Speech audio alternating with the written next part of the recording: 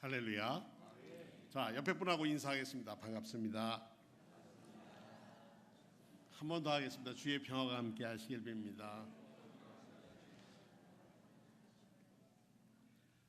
명절로 가시는 분들도 계시고 오신 분들도 계시겠죠. 모든 분들 가시고 오시는 모든 분들에게 주의 보호하심이 함께하기를 축원합니다. 오늘은 다윗이 솔로몬에게 유언을 전하는 말씀입니다. 우리 기억 속에서 우리는 어떻게 우리 조상들이, 우리 선친들이 우리에게 일러준 말씀을 다시 한번 이렇게 확인하고 그것이 잘 시행되고 있는가를 점검해 보는 것, 감사하는 것도 명절에 한 우리가 해야 할 일입니다. 인간에게는 기억이라는 게 있습니다. 기억마다 풍경도 다릅니다. 어떤 기억은 참 즐겁고요, 어떤 기억은 슬프고, 또 어떤 기억은 아픕니다. 그래서 인간은 때로는 허덕입니다. 갈등합니다. 이전의 상처와 슬픔, 고통의 기억은 끊임없이 현재의 나, 지금의 나를 긁어대고 상처를 입힙니다. 그래서 어떤 때는 옛것 기억하고 싶지 않은 기억도 있습니다. 지금 이곳에 서 있는 현재의 나를 줄기차게 짜증나게 하고 슬프고 분노하게 만드는 현재 나를 어떻게 극복할 수 있을까? 솔로몬은 자기 아버지 다윗이 자기가 왕이 되려서 왕이 된 건 아니잖아요. 자기 집안에 자기 어머니 밧세바와 그 집안의 일을 생각하면 감히 왕이 될 수 없는데 하나님의 택하심과 섭리로 그가 다윗의 대를 이어갈 때 왕자의 난을 통해서 수많은 사람이 피 흘림을 얻습니다. 그 이유는 바로 자기 어머니의 문제였기 때문에 더욱 그러합니다. 그렇기 때문에 솔로몬은 살면서 자기 어머니의, 자기가 태어난 출생의 비밀, 자기 형님은 태어나자마자 죽었고 저주받아서 죽었고, 자기가 어떻게 하나님 앞에 사랑받는 자, 여디디아라고 하는 사랑받는 자로 살아야 한다고 하는 것이 아주 그 마음에 꼭 기억되어 있었습니다. 그런데 아버지인 다윗이 얘기를 합니다. 야, 솔로몬, 너는 말이다, 나는 이제 세상 사람들이 가는 길, 죽음의 길을 하나님께로 돌아가게 됐는데 너는 힘써 대장부가 되고 네 하나님 여호와께서 명령을 지켜 그 길로 행하며 그 법률과 계명과 윤리와 증거 모세 율법대로 살아야 한다. 이건 해도 되고 안 되는 거 아니에요. 살아야 된다. 그러면 네가 무엇을 하든 어디를 가든지 형통할 거야. 여호와께서 내 일에 대하여 말씀하시기를 만일 내 자손이 그들을 길을 삼가 마음을 다하여 성품을 다하여 진실인 내 앞에 다하여 다함 없는 하나님 사랑은 바로 너에게 축복으로 바꾸신다. 내 왕 위를 이어갈 사람들이 끊어지지 아니할 거다.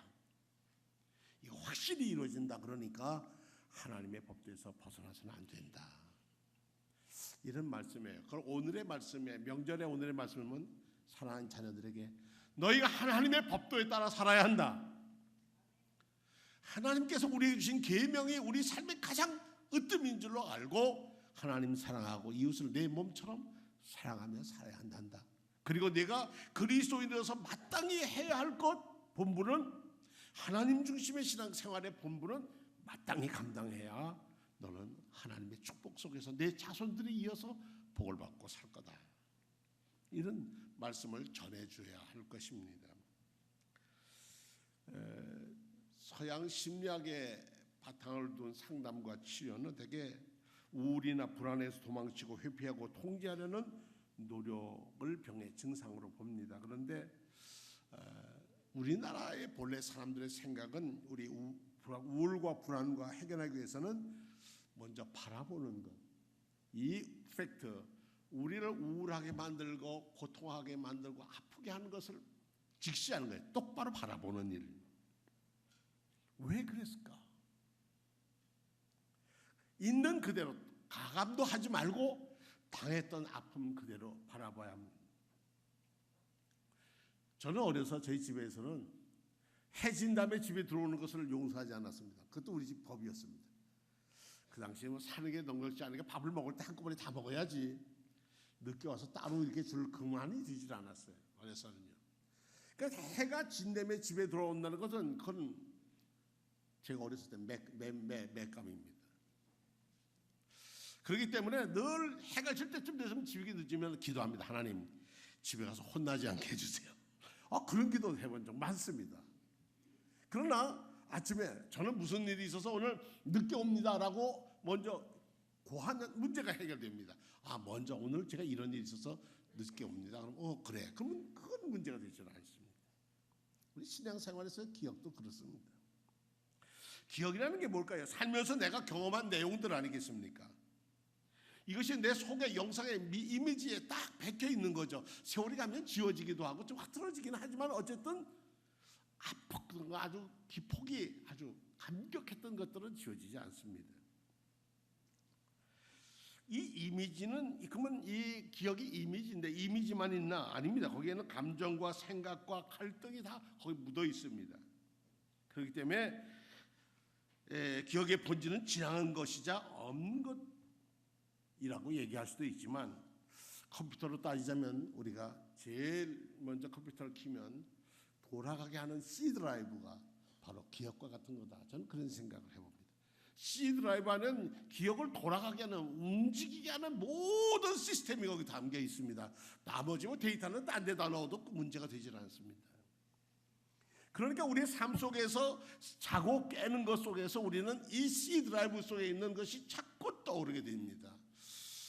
다윗은 자기가 지은 잘못이 얼마나 마음이 아팠던지 우슬초로 나를 씻어주시고 내게 정한 마음을 창조하시고 정직한 영을 새롭게 해주시고 제가 잘못한 거 용서해 주시면 제가 후손들에게 다시는 이런 죄 하면 지으면 안 된다라고 가르치겠습니다. 제 아픔을 드러내겠습니다. 이런 걸 고백했어요. 시편 51편의 말씀이었습니다. 이 기억은 에너지 같아서 조금만 관계가 되면 옛날 과거 것이 자꾸 되돌아옵니다. 과거에 부모님이 내게 아프게 했던 일들, 이걸 꼭 해줬으면 좋았을 일들, 이렇게 했으면 이루어졌어야 할 텐데 이루어지지 않았던 일들, 아니면 어려움을 당했던 일들. 저도 한번 되돌이켜 봤습니다. 제게 아픈 기억이 뭐가 있었을까? 여러 개 있었습니다만 그 중에 하나는 대학원 논문 심사 들어갔는데 첫 번 논문 심사 들어갔다가 아주 몇 곡 먹고 나왔습니다. 이건 논문이라고 썼어. 그래서 밀려 나왔습니다. 그런데 그냥 밀려 나와서 문제가 아닌데 저기 부심되는 분이 이인호라고 하는 여자 교수였는데 혼나서요. 그때 제가 마음에 부딪혔던 거, 내가 어떡하든지 빨리 쓰겠다는데 20일 시간이 있었는데 한 열흘 넘겨서 다시 다 썼던 것 같아요. 근데 그렇게 아픔을 갈 수 있던 건 지도 교수님이 좀 매섭게 잘 봐주셨으면 하는 그런 아쉬움이 있었습니다. 어쨌든 그런 아픔을 겪어야 글을 쓴다는 게 얼마나 어렵구나 하는 것을 또 새롭게 마음에 다짐하기도 했습니다.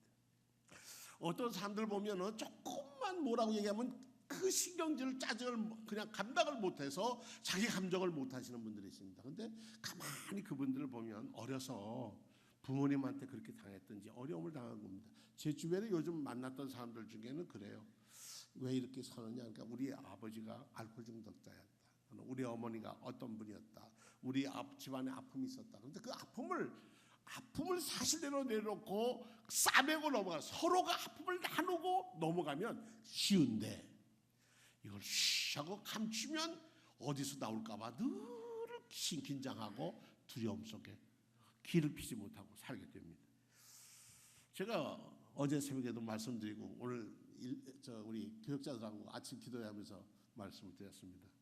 사탄이 딱 사탄과 기도하다가 사탄과 대면하면 사탄이 있다가 아니선 너 무슨 죄 지은 적 있지? 옛날 몇 년 몇 월 며칠 몇 시 어디서 너 무슨 죄 지은 거 있잖아.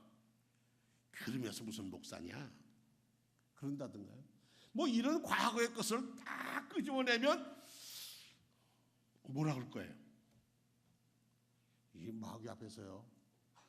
마귀는 우리보다 훨씬 뛰어나기 때문에 정확한 기록을 데이터를 대고 당신은 이렇잖아. 이럴 때 우리는 뭐라고 얘기할 건가?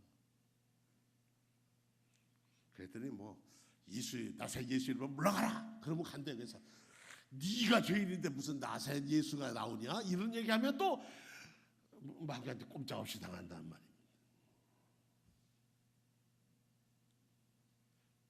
여러분 성도님들은 어떻습니까? 우리가 우리의 허물과 정말 기억하기 싫은 기억들이 우리를 현재의 나를 괴롭힐 때 어떡할까?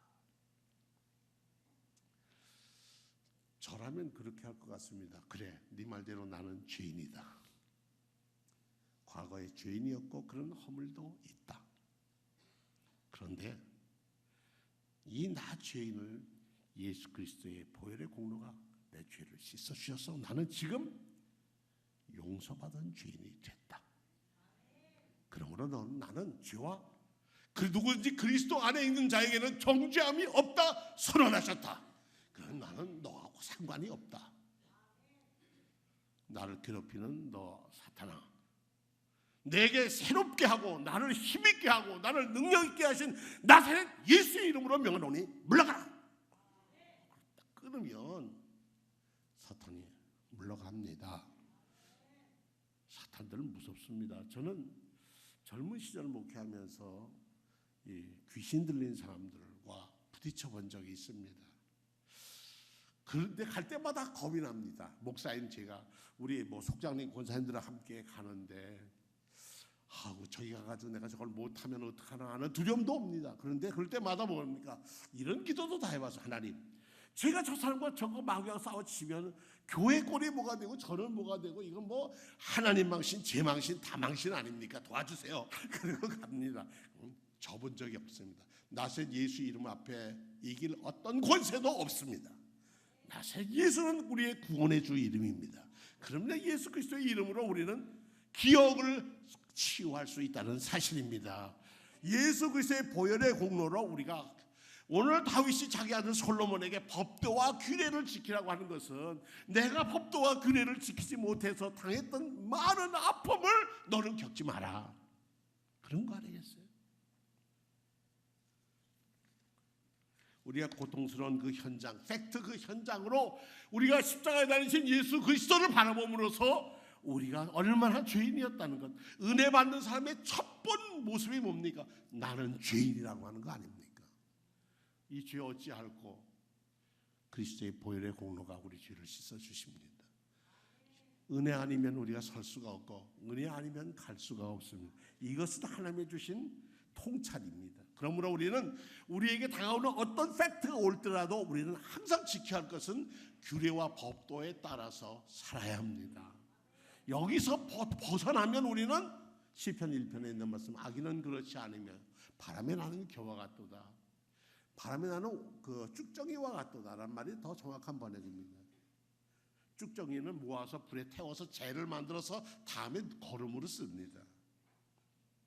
고통스러운 기억을 떠올릴 때마다 예전에 나의 공포, 나를 두려워했던 생각들, 그런 것이 없는 것처럼 버릴 수 있습니다.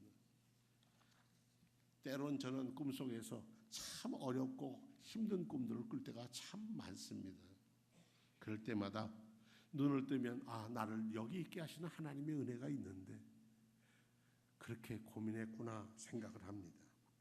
내가 가진 상처를 정면으로 바라보고 상처에 얽힌 매듭을 스스로 푸는 것, 하나하나 풀어갈 때에 우리는 우리의 삶, 이 세상에 죄인은 없나니 하나도 없다고 그랬어요. 의인은 없나니 하나도 없다 했으니까 모두 다 죄인인데 우리의 이 어려운 삶을 극복해 나갈 수 있는 길은 뭘까?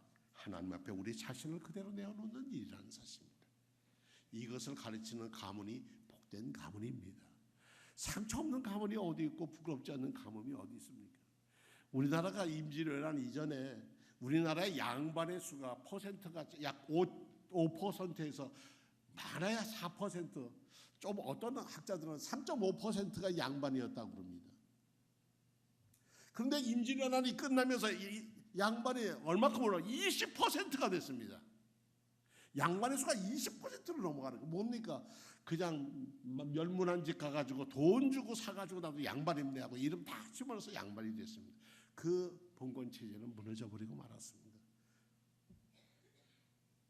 복된 길을 갈 가문이라는 게 뭘까? 여호와께서 내 일에 대하여 말씀하시기를 만일 네 자손들이 그들의 길을 삼가 마음을 다하고 다함 쪽종이 내가 살면서 그냥 시간 내서 예수 믿어주는 게 아니라 마음을 다하고 성품을 다하여 진실이 내 앞에서 행하면 이스라엘 왕위에 오를 사람이 네게서 끊어지지 아니하리라. 여러분이 복되게 사는 천국 시민으로 이 땅에 살아가는 일이 끊어지지 아니하리라. 이 말씀은 확실합니다. 하나님의 말씀이기 때문에 확실합니다. 이 예언의 말씀은 이루어집니다. 이 유언의 말씀을 지키는 자는 복 있는 가문이 올시다. 성도님들 가정에 이번 명절이 축복의 명절이 되기를 축원합니다. 다 같이 신앙 고백하겠습니다.